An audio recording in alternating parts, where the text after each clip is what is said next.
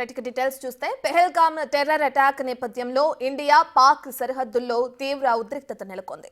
ఓవైపు ఉగ్రవాదుల కోసం కాశ్మీర్ అడవులను జల్లెడ పడుతుంది. ఇదే అదునుగా పాక్ ఆర్మీ రెచ్చిపోతుంది. లైనప్ కంట్రోల్లో కాల్పుల విరమణ ఒప్పందాన్ని ఉల్లంఘిస్తూ కాల్పులు జరుపుతుంది. వరుసగా 4 రోజుల నుంచి రాత్రి సమయంలో భారత ఆర్మీ పోస్టుల టార్గెట్ గా కాల్పులు జరుపుతుంది. నిన్న రాత్రి కూడా కుప్వారా అఘోర్ సెక్టార్లలో కాల్పులకు దిగబడింది పాక్ ఆర్మీ. అయితే తాము కూడా అదే స్థాయిలో బదిలిచ్చింది ఇండియన్ ఆర్మీ. మరోవైపు ఉగ్రవాదుల కోసం వేట కొనసాగిస్తూనే చొరబాట్లు జరగకుండా అదనపు బలగాలను సరిహద్దుల్లో మోహరించారు.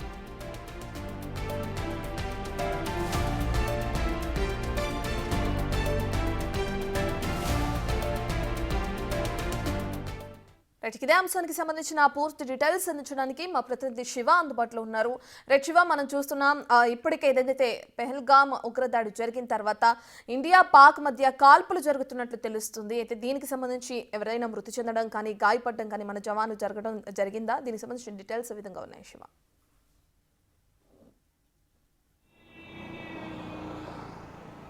రైట్ రత్న, ప్రజెంట్ పాకిస్తాన్ ఇండియా బోర్డర్లో ఉద్రిక్త పరిస్థితులు కొనసాగుతున్నాయి. ప్రతిసారి కూడా పాకిస్తాన్ కవ్వింపించేందుకు పాల్పడుతోంది.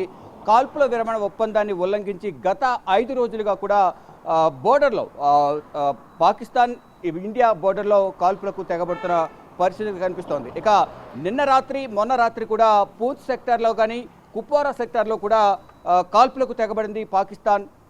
దీనిలో భాగంగా ఇటు భారత్ కూడా అదే ధీటుగా కాల్పులు అంటే తిప్పికొట్టింది. ప్రజెంట్ మనం శ్రీనగర్ ప్రాంతంలో ఉన్నాం. శ్రీనగర్లోని సాధారణంగానే జనజీవనం కనిపిస్తూ ఉంది. అంటే ఈ కాల్పుల ఎఫెక్ట్ అనేది ఎక్కడికో కూడా కనిపించలేదని మనకు ప్రధానంగా తెలుస్తూ ఉంది.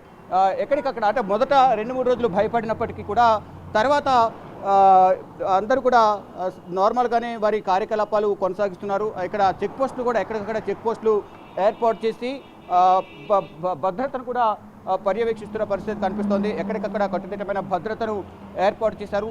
మరోవైపు ఏదైతే ఒకవైపు పాకిస్తాన్కు సంబంధించిన కవ్వింపు చర్యలను తిప్పుకొడుతూనే పాకిస్తాన్ ఇండియా బోర్డర్లో భారీగా బలగాలను ఇండియా మోహరిస్తూ ఎక్కడ కూడా ఇటువంటి అవాంఛనీయ ఘటనలు జరగకుండా ఉండే విధంగా కూడా పటిష్టమైన చర్యలు తీసుకుంటుంది.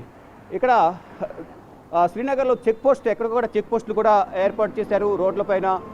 ఈ కాల్పులు జరిగిన తర్వాత మళ్ళా ఎటువంటి ఘటనలు జరగకుండా పునరావృతం కాకుండా ఉండే విధంగా కూడా ఇటు ప్రభుత్వం చర్యలు తీసుకుంటుంది. దానిలో భాగంగానే ఎక్కడికక్కడ భద్రతను పర్యవేక్షించడం, భద్రతా బలగాలను మోహరించడంతో పాటు అటు సాధారణంగా ప్రజలకు ఎక్కడ కూడా ఎటువంటి ఇబ్బందులు కలగకుండా ఉండే విధంగా కూడా పటిష్టమైన భద్రతను ఏర్పాటు చేసింది. మరి ముఖ్యంగా పాకిస్తాన్ ఇండియా బోర్డర్ విషయానికి వస్తే అక్కడ మాత్రం ఉగ్రవాదులకు సంబంధించి సెర్చ్ ఆపరేషన్ కొనసాగిస్తూనే బోర్డర్లో ఎటువంటి ఇబ్బంది కలగకుండా పాకిస్తాన్ సైనికులు చొరబడకుండా, ఉగ్రవాదులు చొరబడకుండా మొత్తం ఎక్కడికక్కడ భద్రతను కట్టుదిట్టం చేస్తూ ఉన్నారు. మరోవైపు ఏ సమయంలోనైనా యుద్ధం రావచ్చు అనేది ప్రధానంగా భావిస్తున్నారు. దానిలో భాగంగానే పాకిస్తాన్ వద్ద సరైన యుద్ధ సామాగ్రి, యుద్ధ ట్యాంకర్లు లేకపోవడంతో ముందు నుంచే వారిలో ఆందోళన మొదలైన పరిస్థితి కనిపిస్తుంది. దానిలో భాగంగానే ఇప్పటికే ఆర్మీకి సంబంధించిన పాకిస్తాన్ ఆర్మీ సైనికులు కానీ మరోవైపు ఆర్మీ మేజర్లు కూడా అందరూ రాజీనామా చేసి వేరే దేశాలకు పారిపోతున్న పరిస్థితి కనిపిస్తోంది. ఎక్కడ చూసినా కానీ సైనికులు బోర్డర్లు దాటి, దేశం దాటి పాకిస్తాన్ సైనికులు వెళ్ళిపోతున్నారు. దానిలో భాగంగానే అంటే త్రివిధ దళాలతో భారత్ యుద్ధానికి సిద్ధమంటుంటే పాకిస్తాన్ మాత్రం పైకి ప్రగల్భాలు పలుకుతూ మేకపోతు గాంభీర్యం చూపిస్తోంది. ఏదైతే సింధు నది నీటిని ఒప్పందాన్ని విరమించుకున్న తర్వాత నీటిని ఆపేస్తే ఆ సింధు నదిలో మీ రక్తాన్ని పారిస్తామంటూ కూడా పాకిస్తాన్ సంబంధించిన ప్రజలు కానీ అటు పాకిస్తాన్ నేతలు కొన్ని విమర్శలు చేస్తున్న పరిస్థితి కనిపిస్తోంది. దానిలో భాగంగా గట్టిగా సమాధానం ఇచ్చేందుకు భారత ప్రభుత్వం సిద్ధమైంది. దానిలో భాగంగానే సైనికులను, భద్రతా బలగాలను బోర్డర్లో మోహరిస్తూ ఉన్నారు. అయితే మరోవైపు ఆర్మీ చీఫ్ కూడా నిన్నటి నుంచి కనిపించడం లేదనేది కూడా ప్రధానంగా ప్రచారం జరుగుతోంది. అయితే ఇప్పటికే ఆర్మీ మేజర్లు 250 మంది, సైనికులు 1200 మంది పాకిస్తాన్ ఆర్మీ చీఫ్కు రాజీనామా లేఖలు పంపించిన నేపథ్యంలో ఆ లేఖలను కూడా ప్రజెంట్ సోషల్ మీడియాలో వైరల్ అవుతూ ఉన్నాయి. కొంతమంది దేశం విడిచి, పాకిస్తాన్ విడిచి వెళ్ళిపోయిన పరిస్థితి కనిపిస్తుంది. స్వయానా ఆర్మీ చీఫే తన కుటుంబాన్ని వేరే దేశానికి తరలించేసిన పరిస్థితి కనిపిస్తుంది. అంటే భారత్ ఏ సమయంలో ఎటు నుంచి విరుచుకుపడుతుందో తెలియని పరిస్థితి అయితే వారికి కనిపిస్తోంది. అంటే ఉత్కంఠ కొనసాగుతోంది. అంటే ఏం జరుగుతోంది భారత్లో, భారత్ ఎటువంటి నిర్ణయాలు తీసుకుంటుంది, ఏ విధంగా దాడి చేయబోతుందని అనేది మాత్రం నిరంతరం వారంతా కూడా ఉత్కంఠగా ఎదురు చూస్తూ ఉన్నారు. అటు త్రివిధ దళాలతో ఎప్పటికప్పుడు భారత ప్రభుత్వం, ప్రధాని నరేంద్ర మోడీ, కేంద్ర హోంమంత్రి అమిత్ షా, అలాగే రక్షణ శాఖ మంత్రి రాజ్నాథ్ సింగ్ ఎప్పటికప్పుడు ఇటు సిడిఎస్ సెంట్రల్ డిఫెన్స్ స్టాఫ్ సంబంధించిన జనరల్ డైరెక్టర్ జనరల్తో చౌహాన్తో భేటీ అయ్యారు. మరోవైపు బోర్డర్ సెక్యూరిటీ ఫోర్స్ సంబంధించిన డైరెక్టర్ జనరల్తో రక్షణ మంత్రి భేటీ అయ్యారు. వారిద్దరి నుంచి తీసుకున్న నివేదికను ప్రధాని నరేంద్ర మోడీకి నిన్న రక్షణ మంత్రి ప్రధానితో సమావేశమై దాని గురించి వివరించారు. భవిష్యత్తులో తీసుకోవాల్సిన నిర్ణయాలు కానీ పాకిస్తాన్కు సంబంధించి పాకిస్తాన్ రెచ్చగొట్టే వ్యాఖ్యలు, కవింపుకు చర్యలకు పాల్పడుతున్న నేపథ్యంలో వారికి ఏ విధంగా బుద్ధి చెప్పాలి అనే అంశాలపై ప్రధానంగా ప్రధాని నరేంద్ర మోడీతో చర్చించినట్టుగా కూడా తెలుస్తోంది. అది భవిష్యత్తులో ఏ సమయంలోనైనా పాకిస్తాన్పై అటాక్ చేయొచ్చు. ఈ నేపథ్యంలోనే త్రివిధ దళాలకు ఇటు Indian army, navy, air force సంబంధించిన త్రివిధ దళాధిపతులకు, భద్రతా సిబ్బందికి ఇప్పటికే పలు సూచనలు చేశారు. ఆర్మీ చీఫ్ విక్రమ్ ద్వివేది ఇప్పటికే ఆర్మీ బలగాలకు, పారామిలిటరీ బలగాలకు సంబంధించిన ఉద్యోగులందరికీ కూడా సెలవులు రద్దు చేసి అందరూ కూడా విధుల్లో చేరాలంటూ కూడా వారందరికీ ఆదేశాలు జారీ చేసిన నేపథ్యంలో 24 అవర్స్ డ్యూటీలో ఉండాలి, సెలవులంటూ కూడా రద్దు చేస్తున్నట్టు కూడా వారందరికీ సూచించిన నేపథ్యంలో వారందరూ కూడా వచ్చి విధుల్లో చేరుతున్నారు. మరోవైపు ఏదైతే 29వ తేదీ వరకు కూడా మెడికల్కి సంబంధించిన వీసాల మీద వచ్చిన ఎవరైతే ఉన్నారో వారందరూ కూడా పాకిస్తాన్కు వెళ్ళిపోవాలి.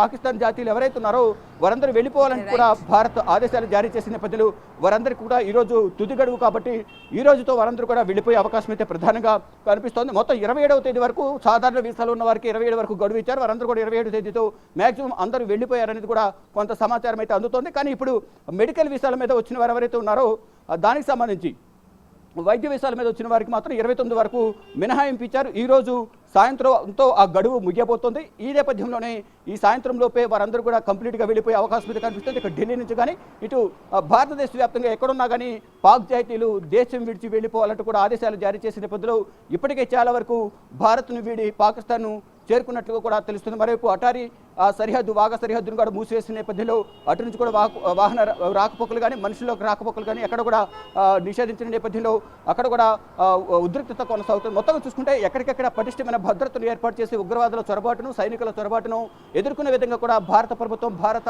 ఆర్మీ వారికి ధీటైన సమాధానం చెప్తుంది. కానీ కాల్పుల విరమణ ఒప్పందాన్ని ఉల్లంఘించి పాకిస్తాన్ పదే పదే కవింపు చర్యలకు పాల్పడుతున్న నేపథ్యంలో ఇటు భారత్ కూడా అదే ధీటుగా బుద్ధి చెప్పే ప్రయత్నం అయితే చెప్తుంది. వాటి ఎత్తుగడలన్నీ కూడా భారత సైన్యం కూడా తిప్పుకొడుతున్న పరిస్థితి కనిపిస్తుంది. ఇక ప్రజెంట్ సిచ్యువేషన్ చూసుకుంటే కనుక ఇటు దాల్ లేక్ కానీ, శ్రీనగర్, జమ్మూ కాశ్మీర్ ప్రాంతాల్లో జనజీవనం సాధారణ స్థితికి వచ్చింది. కేవలం పెహల్గాంలో మాత్రం ఆ బైసరన్ వ్యాలీని మాత్రం ప్రజెంట్ తాత్కాలికంగా మూసివేసిన పరిస్థితి కనిపిస్తుంది. మరోవైపు కాశ్మీర్లో ఏవైతే 87 పార్కులు ఉన్నాయో, 87 పర్యాటక ప్రాంతాలు ఉన్నాయి. ఆ పర్యాటక ప్రాంతాల్లో 48 పర్యాటక ప్రాంతాలను ప్రజెంట్ 48 ప్రాంతాలను మాత్రం పర్యాటక ప్రాంతాలు మూసివేశారు. ఇక పర్యాటకులు లేక శ్రీనగర్ మొత్తం జమ్మూ కాశ్మీర్ కూడా వెలవెలబోతుంది. దాల్ లేక్ కానీ, హోటల్స్ కానీ, ట్రావెల్స్ కానీ అన్ని కూడా లాస్లో ఉన్నాయి. కాబట్టి మీరు ఇస్తేనే మా జీవనాధారం అంటూ మీరందరూ రావాలంటూ కూడా కాశ్మీర్, జమ్మూ కాశ్మీర్ ప్రజలందరూ కూడా, శ్రీనగర్ ప్రజలందరూ కూడా టూరిస్టులకు ఆహ్వానం పలుకుతూ ఉన్నారు. రత్న.